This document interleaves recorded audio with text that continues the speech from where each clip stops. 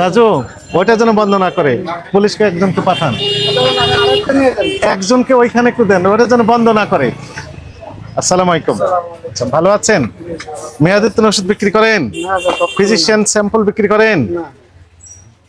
নকল ওষুধ বিক্রি করেন? নকল, তারপরে দাম কাটাকাটি করে বেশি দামে বিক্রি করেন?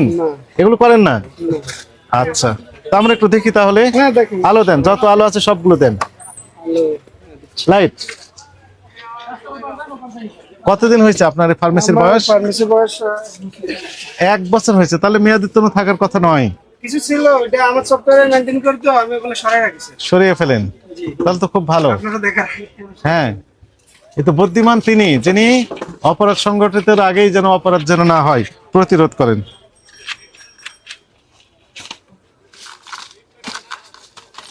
আমরা চাই যে আপনার এখানে কোনো অপরাধ থাকবে না। এই শিক্ষা ইয়া দেখেন, ফ্রিজ দেখি কি এটা, আমাকে দেন। এটা কোথা থেকে কিনেছেন? মিডফোর্ড থেকে কিনেছেন। এটা অপরাধ না, অপরাধ হচ্ছে ওই প্রতিষ্ঠানে ক্যাশ মেমো আছে কিনা। এটা তো আসলে মেমো দেয় না, সাদা কাগজে লেখা দেয়। মেমো দেয় না, আর আপনি সুন্দর করে নিয়ে চলে আসলেন। মেমো না দেওয়ার মানে হচ্ছে এখানে নকল।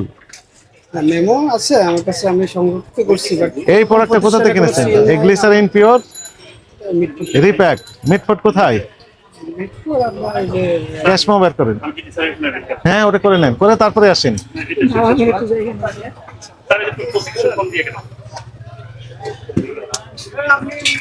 এটা অ্যাড্রেস লেখা আছে ঢাকা বাংলাদেশ। এই ঠিকানা চিঠি লিখলে পৌঁছবে? কি লেখা আছে? কি লেখা আছে? কিছু তো বোঝেন না, ক্যাশ মেমোতে কিছু বোঝা যায়? কিছু বোঝা যায়? এটা রাখেন, এগুলো করতে পারবেন না। এই নকল প্রোডাক্ট কিছু রাখি, বেশি না। এগুলো খুলে দেন।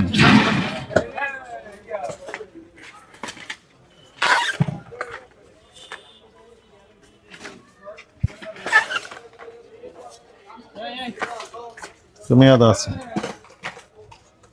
ক্লিক দিলেই যদি মেয়াদোত্তীর্ণ হয়ে যায় সেগুলো রেড সিগন্যাল দিবে, আর রেড সিগন্যাল দিলে ওইগুলো নিয়ে আলাদা করতে পারবেন। তাহলে এর জন্য সুবিধা হলো। আমার সফটওয়্যারে এক্সপায়ার হয়ে গেছে।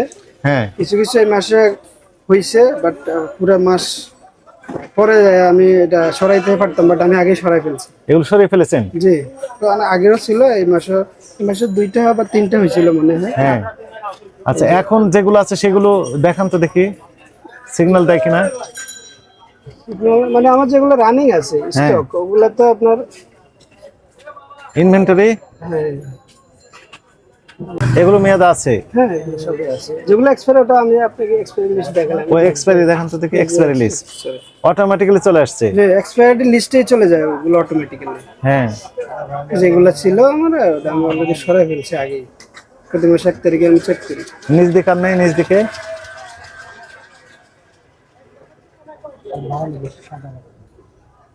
এই পর্যন্তই।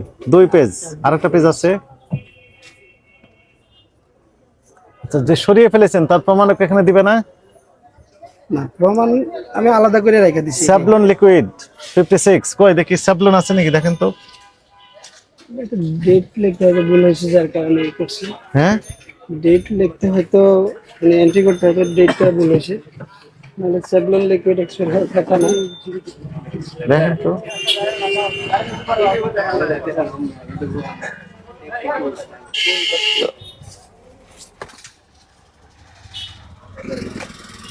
আছে কি ডেট লেখা আছে?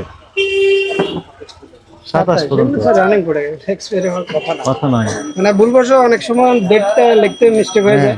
24 থেকে 25 অথবা 25 থেকে 24 হয়ে যায়। ঠিক আছে, তাহলে আমাদের নির্দেশনা হচ্ছে যে ক্যাশ মেমো, পাকা ক্যাশ মেমো ছাড়া কোনো রকমের ওষুধ কিনবেন না।